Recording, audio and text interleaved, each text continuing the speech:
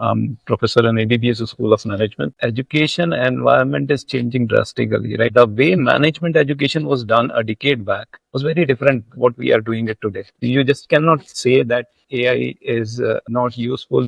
See, industry will not wait for the market to change or the candidate to change. When you see there is a widening gap is there, that means there are more opportunities. At least 20 to 30% of your course should be delivered by the guest lecture, by industry people. Create a team from the heterogeneous background. Predictive modeling helps us to build models based upon the previous data. We are among the top 5 countries which is generating ideas for entrepreneurship. Welcome to Changemakers by ABBS. In this episode, we dive into the evolving landscape of marketing education and its transformation in the age of AI and digital disruption. We will explore how academia and industry can collaborate for real-world impact, the rising importance of cultural intelligence in global business, and the role of predictive analytics in decision making. Plus, we will discuss the biggest challenges in digital marketing today and the leadership principles shaping the next generation of change makers.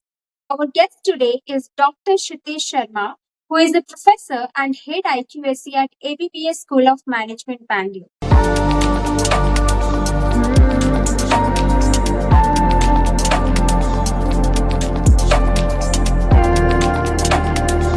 Hello, sir. I welcome you to Changemakers by ABBS podcast, and thank you so much for joining us. Thank you, Nita. Thanks for having me here. So, before we begin the actual conversation, can I request you to introduce yourself and also let us know about your journey so far and the work that you do? Right. So I'm professor in ABBS School of Management, and I'm there in the industry for in teaching area for more than 20 plus years I've been into. And industry experience also for 3 years I've been into service industries. And in this long journey of academics, I've seen many institutions and many roles I have handled. Currently, I'm handling IQAC department, which is related to the the quality assurance in the college, and I'm a professor also. Right, so a lot of responsibilities, and I've been with the students altogether. So we all know that marketing as an industry is evolving with the intervention of AI and, of course, the digital transformation. So how do you think that this intervention of AI and digital transformation, along with that, how do we improve our education in marketing so that the students who are adapting, are interested to take up marketing as a career option, they can also get acquainted with this kind of That's trend? very nice question. Education environment is changing drastically, right? As I told you that I've seen this journey of last 20 years, the kind of changes I'm experiencing, right, are mind blowing. Particularly, the way management education was done a decade back, and particularly the marketing area, how it was dealt in the classroom was very different what we are doing it today, right? Earlier, it was like a kind of classroom study. Theories were more, textbook will be identified, and you deliver what is there in the textbook, right? People were not habituated to talk about the aspects of implications, right? How do we implement those concepts, right? See, for example, I tell you, let's say segmentation, targeting, okay, positioning, these are one of the very important concepts in marketing, right? And we have been dealing this just by telling the students that these are the theoretical aspects of this, right? We never told them how to do the segmentation, right? We never told them, right, how to identify these customer base is sitting here. What has changed today is we have brought a lot of numbers, okay, in the classroom. So that now we have made students literate about the data. Now they get the data from the market. We are in touch with a lot of companies. They are publishing a lot of materials. We are going to a number of platforms, and our entire delivery mechanism has changed. So what we have done is that our assignments are now not based upon what is definitional aspects or a small case we have given. It is more of go and collect the information which is there on this platform and devise a mechanism to identify whether this concepts, okay, and where it is taking to. And we in fact the students are in a position to tell the organization that this is what is possible in your organization. So this change has come. Lot of this change has come. And AI has done actually, if I say that, wonders in this area, right? I know there are some criticism about AI also, that students are using a lot of chat GPTs and other models in the classroom, and they are becoming, lazier in that aspects, and they are not using their intelligence basically, and cut copy paste are happening. To some extent, it may be right, but see, the benefits are much more than that, right? It is the responsibility of the faculty, and along with that, the entire education system, to find out ways to see where AI is helping them, right? You cannot just negate, you just cannot say that AI is not useful, we should not use in classrooms, and that is the area should be banned. Yeah, some of the institutions, some of the people talk about that, but I'm not in favor of that. Completely not in favor of that. In fact, what it should be done, the teacher itself should show them the ways how AI can be used for the, you know developing better assignments and better deliveries, and use it in the more useful areas, creating new information, right? And that, if we are using, and we have seen, there are a couple of researches that have also come done by a lot of good institutions, just saying that the institutions which are using these knowledges in the classrooms, it has impacted positively. It has, at least for the beginning, the creativity has improved, the structure has improved, right? And later part of that, you can add a lot of other inputs from the student. It has a good benefit. So I think should be promoted. Yeah. Right, right. Yeah. So we all know there is a huge gap between the talent acquisition and hiring of the real talent. So when we go to corporate world, they say that we are not finding good talent who can fit to our operational requirements. And also when we are approaching students, they are saying like there are no possible jobs available for the skill sets that they are having. So how do you think that academia and industry collaboration can happen so that it can create a real world impact and also bring down this gap that is there present Again, in a, the a industry? very apt question. In fact, you see this struggle of academia and industry and the widening gap which we talk about. It is an age-old struggle, right? Earlier, also the industry was saying that we are not getting the right talent, and with the increase of time, right, they are again saying that this gap has in fact not narrowed down, and the gap has become wider. And to some extent, the entire structure is to be held responsible for. See, industry will not wait for the market to change, right, or the candidate to change. Industry is moving fast, and it has to change faster, right, because the technology is changing, the requirements are changing, and they are connected with the world development, global development. So industry has to perform, they have to beat the competition, and anything what is required, they are doing it, right? So we cannot ask industry to slow down, and technology is not slowing down. In fact, to some extent, in the technology is giving shockwaves to people, right? The way it is changing daily. Sometimes it is like, how do we keep up the pace for that, right? So that is there.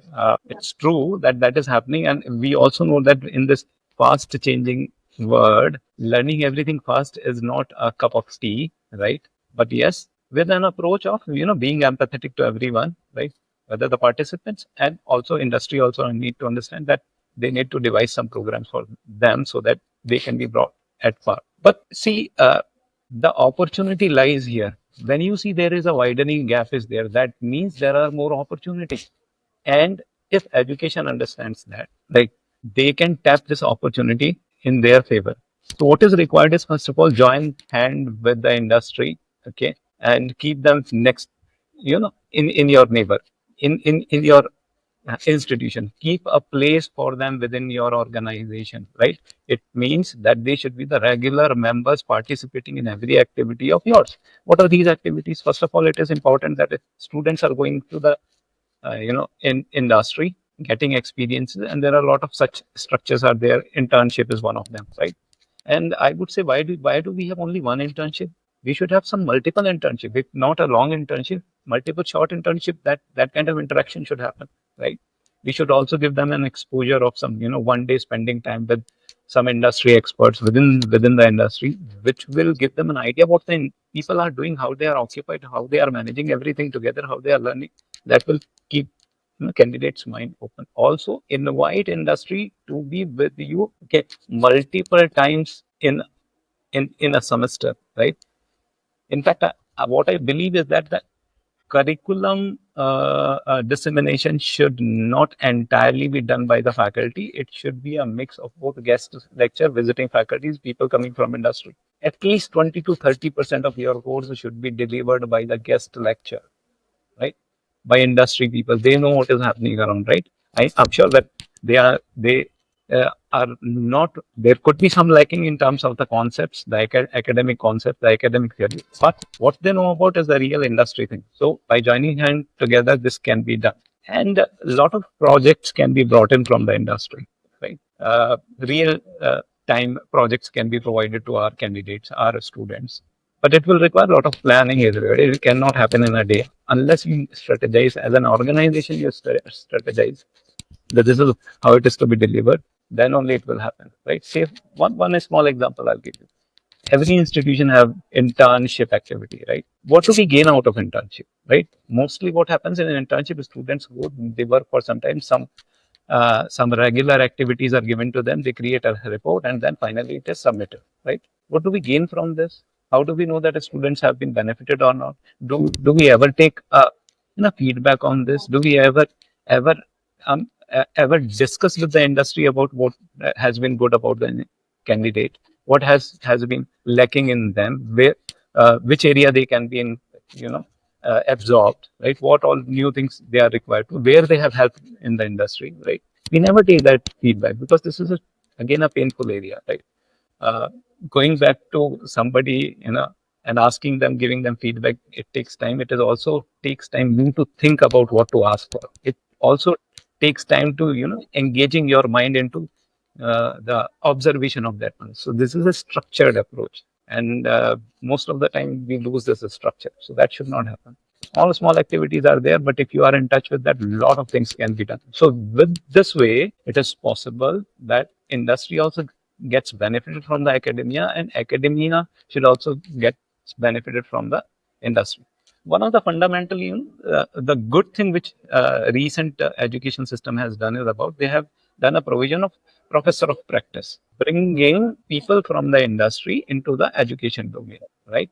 This is a good practice. In fact, uh, what I believe that uh, there should not be a pure academic or a pure industry. There should be a blend of this in the academic career, right? So if institution are hiring somebody, people should have a fair idea of the industry. Then only, right, the person should join the industry. That is how it should be. So I believe a lot of things can be done, and some institutions are doing it.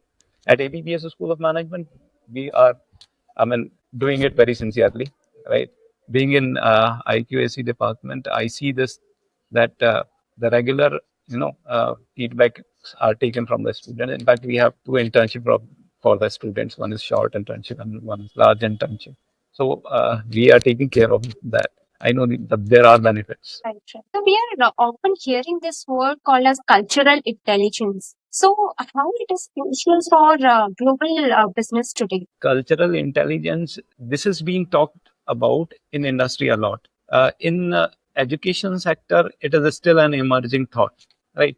What happens, see, in cultural intelligence, there are two areas where this cultural intelligence becomes very, very important, particularly from the business point of view. If I say, see, there are two things. One is that either a business is going global. When a business is going global, it means they are opening themselves into different territories, different culture, different uh, nations. Beyond your boundaries, you are moving there. When you are moving there, that means you are engaging with the people of those countries, of those culture, right? So there is a diversification coming in your system. And second is that in within your territory, when you are inviting talent from outside, right, they are coming and working in your organization, and there is a mix of multiple cultures within your organization, right? So in both the cases, it is very, very important because the organization wants to grow, and there are proven studies, right, about cultural integration, diversity, right, within an organization. The studies say that the organization which follows cultural integration in their system hire employees from diverse areas, that organization grows much faster than the regular traditional or organizations, right? There are huge benefits by bringing people from multiple cultures, right? And then that is the benefit. Creating a team. Don't create a team of a homogeneous, background. Create a team from the heterogeneous background. In a heterogeneous background, the benefit is that you have multitude of ideas, multitude of learning. You try to see what is good in their culture that I can adapt, right? You bring them together at a level where the exchange starts happening, and then people feel it like it, I'm in a place where it is a global, you know workplace has been created about. So that is this cultural integration is very, very, very important, right? Moreover, see, you are in in a place. The businesses today cannot say that I would only serve my people, my territory, my country only, that's it, right? I'll not think about, you know the beyond border areas, okay, and multinational and all that. I'll not think. If you are thinking that way, you cannot safeguard your own territory, because there is somebody else who is coming, entering into your area and doing much better than you, right? So it is important that think sensibly from the business point of view also, right? And then develop those skill set. Be empathetic. Try to understand what that culture is, has been practicing, right? What they value for, what is not good, uh, you know, uh, to offering them, what is good for offering them.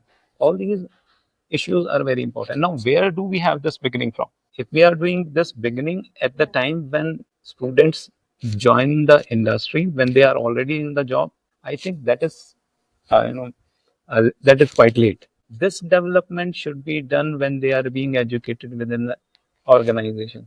Right? It opens up your mind. See uh, what great it would be being in my home environment.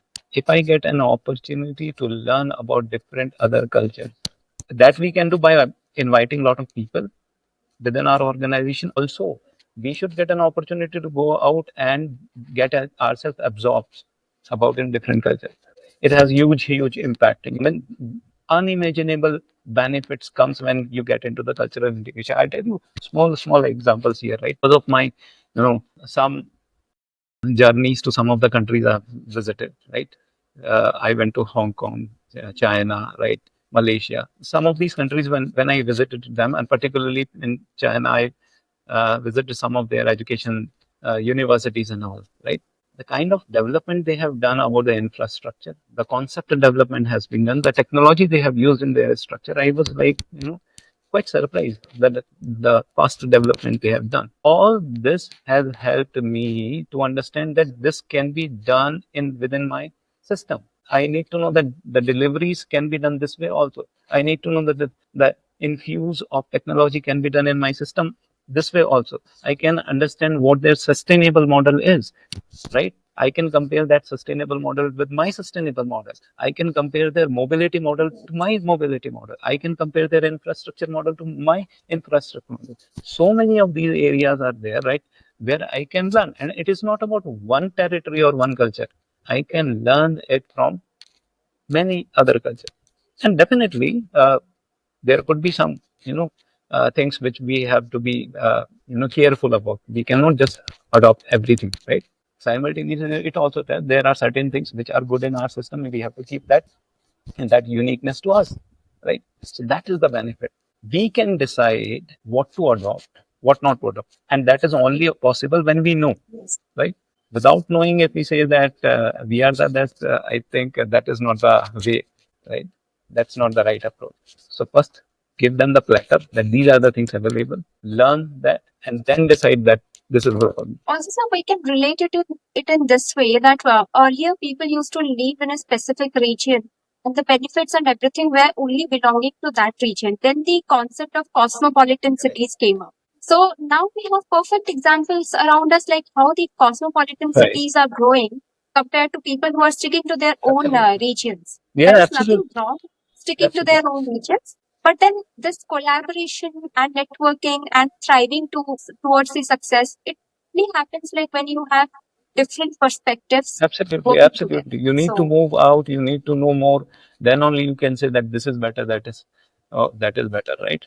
That perspective is very important. And ultimately, you have to see at the end of the day what matters, right? There should be a sufficient money in your pocket, and where this money is coming from, right? This money is coming from by knowing that what is available there. So I think that is quite valid. absolutely right.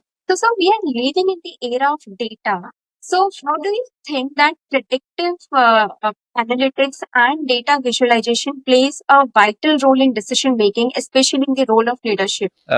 This question, I would say it is quite close to my heart because I do deal in analytics area, predictive modeling, predictive analytics, marketing analytics, right? These are the emerging areas. And um, I tell you, right, I didn't know anything about analytics, right? But I understood that this is the thing which is changing the market and it is coming very fast. So then I prepared myself that analytics I cannot lose. I need to know along with whatever my education uh, has been. Along with this changing thing has I have to learn it about because being an educator, if I'm not knowing the things which is impacting the education and the market, okay, then it is not a wise thing to do about. If I want to remain relevant to my students, if I want to relevant in my career, it is important. Then I should know about what is happening. So particularly after the introduction of digital assets, digital technology, and visualization techniques, right? And predictive analytics modeling, and likewise supervised modeling and unsupervised modeling, right? What has happened? We have become much smarter, much faster. The speed of doing the things has become, much better. And see what good it is. You are going for a presentation, right? And you have prepared some information, but this information, instead of being a qualitative information, if you present it in a form of a chart, if you present it in a form of pictures, a paragraph, in chart, right, or in flow chart, right, the audience will be able to grasp more, right? That is what is there in the visualization. So nowadays in the market, a lot of visualization tools are available, and these are wonderful tools, right? It becomes so easy for audience to relate it what it is talking about, whether the trend is moving, okay, market is going up, or what is the pattern out of it, right? It is very easy to grasp, but this requires to know the data crunching, and data crunching and model building is a part of predictive analytics. So in predictive analytics, the beauty is that there's a huge amount of data which has been generated by the industry, by the company, right? But if this raw data is in front of you, you will not be able to make out that where are the patterns emerging out, right?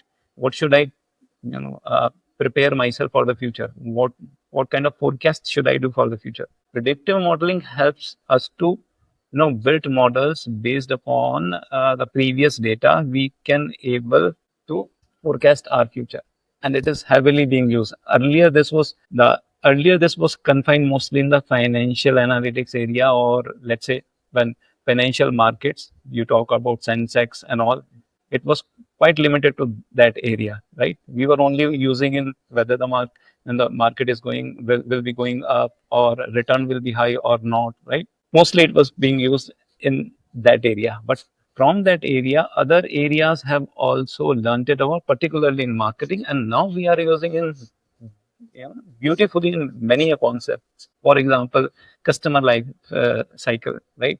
Whether a customer will be profitable for us or not in a long term, this requires to know about the data, right? What they are spending, what are their frequencies, and all, right? Similarly, NPS score or CSAT score, all these are beautifully being done. Segmentation, micro segmenting is important, right? People who are available on Facebook or digital model, how do I break them into a smaller segment? This is only possible when we are crunching the data. So predictive analytics is helping me to do all this, and data visualization helping me to show the picture to the decision makers. So it helps in making your decision better and more accurate. So that's where these things are very important. Right, right. So there were days like when getting a job was the ultimate goal of a student. But now we are living in an era like where people, more and more people are pursuing entrepreneurship as their career option. So, what are some key skills that a young entrepreneur should have so that he or she can get success in future? Okay, entrepreneurship. Most debated topic in the market today, particularly for Indian market. If we talk about entrepreneurship, is very very important for us to uh, grow further. In fact, the government also has built up a lot of systems around it to promote entrepreneurship. A lot of schemes are available and platforms are available where people can do a lot of things about, right? Quite a support is coming from, but still lot many things are required to be done, because one component is ease of business. In ease of business, we are further needs to go. Entrepreneurship ideas, if we talk about, we are no less than anybody. If you see, we are among the top 5 countries which is generating ideas for entrepreneurship, right? But still, ease of business has to be done, much better, which is the area of concern, right?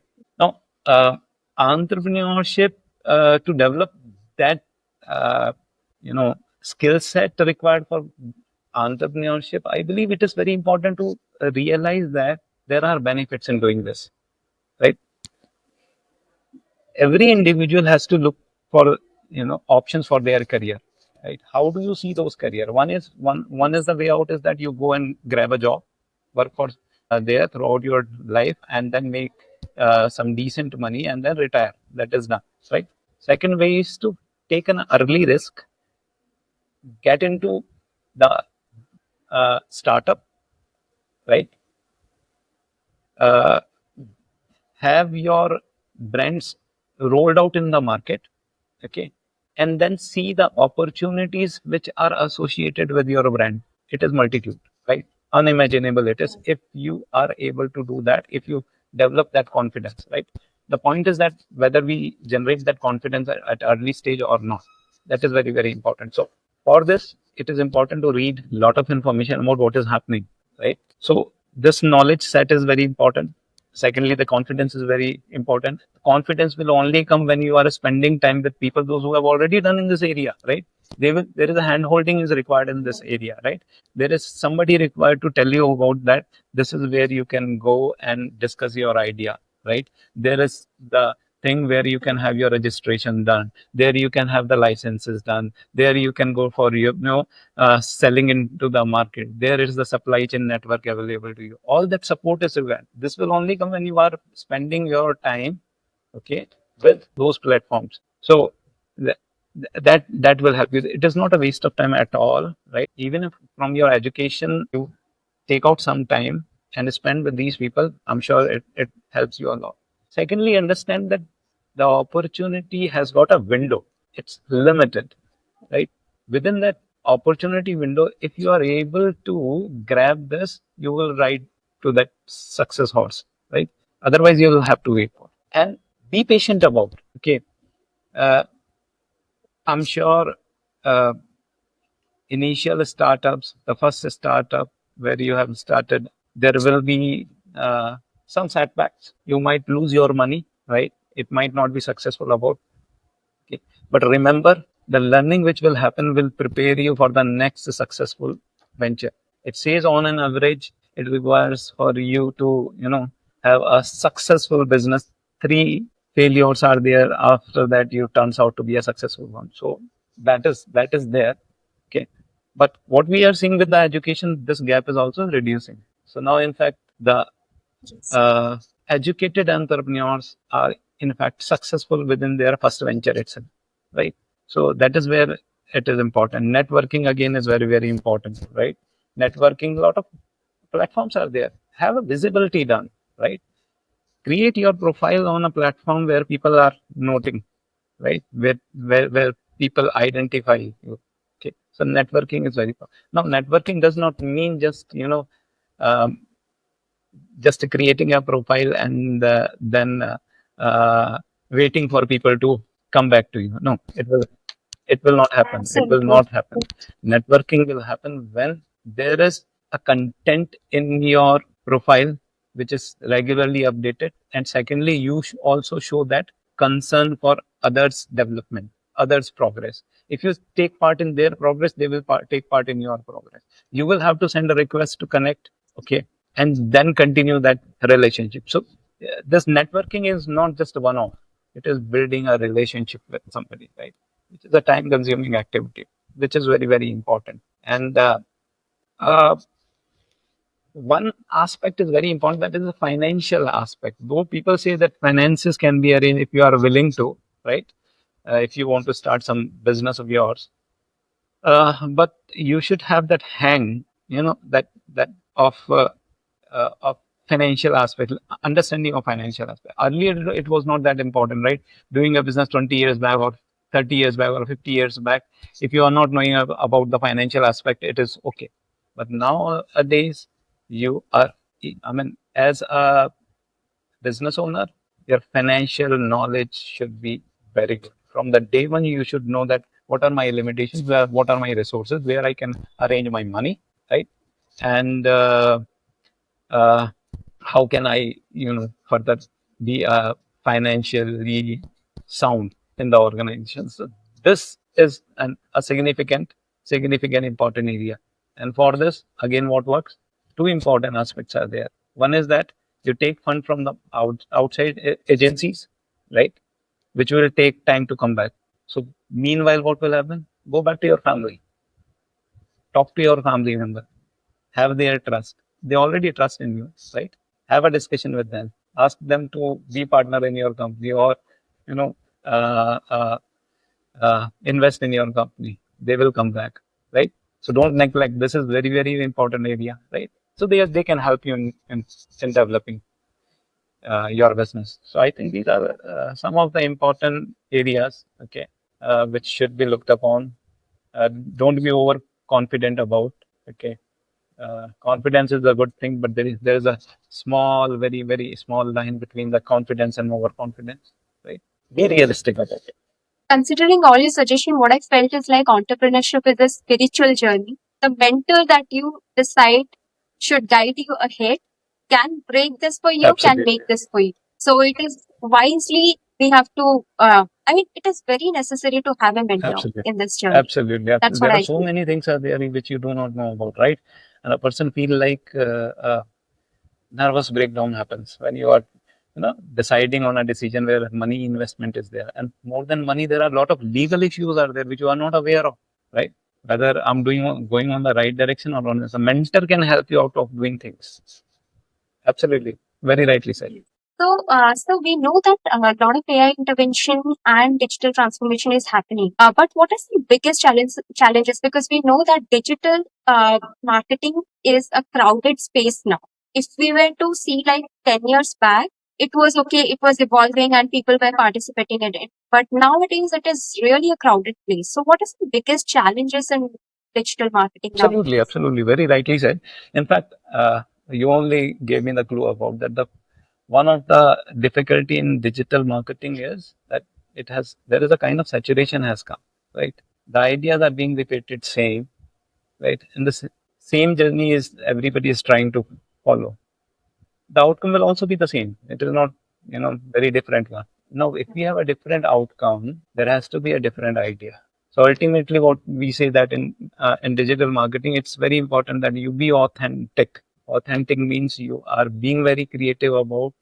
You have your own ideas about which are uh, your tested ideas, not somebody that else idea, right?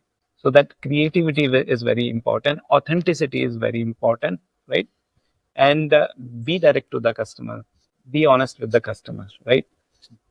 Present information uh, what are right. Okay, don't exaggerate. Don't overpromise. These are the things which are required.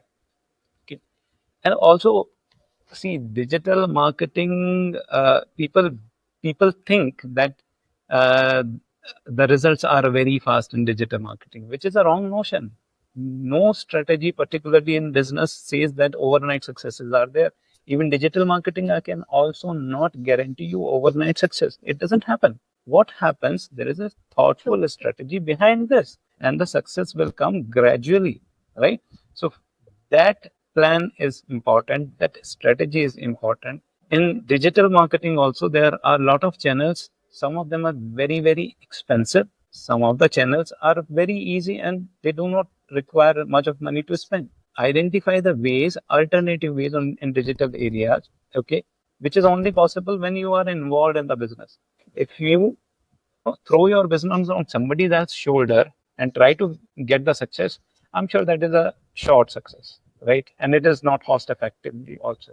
It is only useful when you yourself are involved into. People can help you, people can guide you ways, but idea has to be your own. Authenticity has to be yours. So your involvement is very, very necessary in digital marketing space also.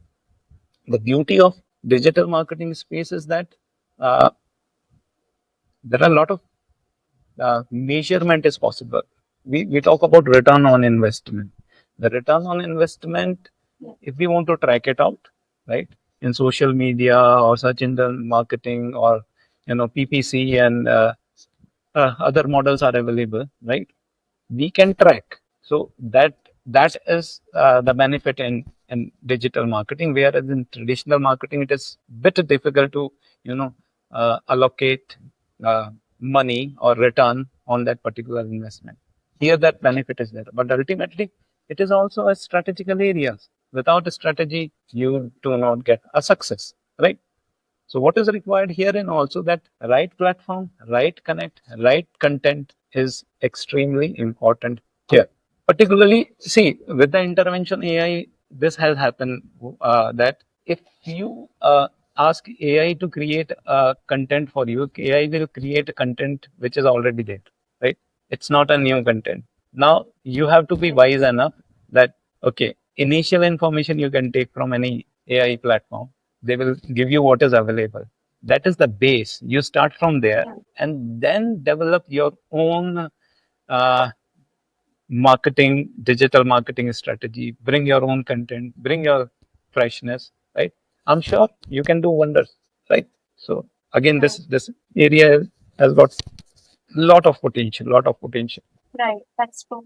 So, Changemakers by ABBS is actually a mission driven podcast. So, what are some leadership principles that inspire the next generation of change makers, according to you? Okay, quite a thoughtful question. Leaders, who is a leader basically? Who can inspire somebody, right? A leader is something who is showing, you know, through his action, he is able to demonstrate people that this is the way out. And a leader is somebody who stands for people.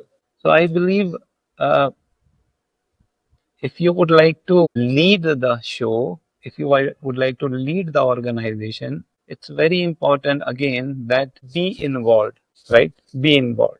Be involved with your operations, be involved with your people, be involved with your strategy, be involved in your market, be involved with your vendors, be involved with your environment around you, your stakeholders, everybody, right? Then they will understand, they will have that connect developed with you, right? Just by sitting in the office, you cannot lead people, right? Have a discussion with them. Your employees, who builds an organization? Sometimes we feel that it's the leader is building the organization. Absolutely right. Leader has a huge, huge role and they are giving the direction. But you cannot build an organization just by having the leader. You can build an organization with your team of employees, the people around you. So should you neglect any point of time your employees? Absolutely no. Right? You think of their requirement. You understand what they are going through. You understand what they are looking for, right? You understand what changes are required in their own personal life also, right? Have some discussions around that. So devise mechanism for their development also. Your organization will grow if your employees are growing.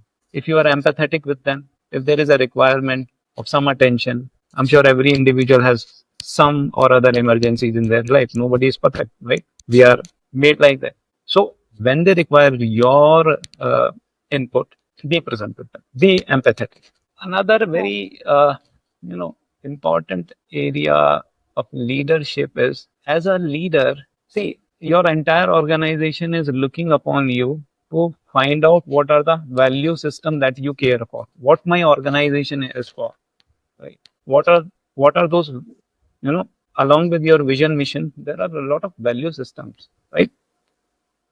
what you care for, how do you identify your people, and what you want to build a culture inside. That has to come from the data, right? And not just by just putting into in a log book, or in any standard operating procedure you have written something about. If it is only for the book to keep those words, it will always remain there only, it will never come out. So the values are the one which are enacted, and it will be seen in your actions. Say for example, very very small example, right? Suppose an appraisal system is happening in your organization, right? And appraisal requires your people to give them the increment and positions and all. Now that is the time where you have to identify on what value system, on what contribution, on what basis do I recognize my people. Somebody giving me you business but not by being ethical, okay, is Yeah. that acceptable to you? Or somebody who is quite unethical, trying to create a you know good environment, right? But it's not being supported by many agencies. Would you really take care of that person? So it's very important to see that how do you define your ethical system, value system? Do you want to take shortcuts? Do you encourage for shortcuts? You yourself are encouraging for shortcuts. People are ready to do that, right? Okay. Taking responsibility, taking onus on when you take a onus of success, if a failure is happening, would you blame it somebody else, or would you also like to shoulder that? Makes that difference. So ultimately, leader is, I believe, where there's a human system is there, human values are there, right? If you treat one human as a part of a human system, then you are at it. So this is what I believe is required. All right. Thank you so much, sir, for joining us in today. It was really an insightful conversation with Thank you, you. Nita. Thank you. I'm quite happy again. This was a interesting session discussion with you, and I have thoroughly enjoyed it.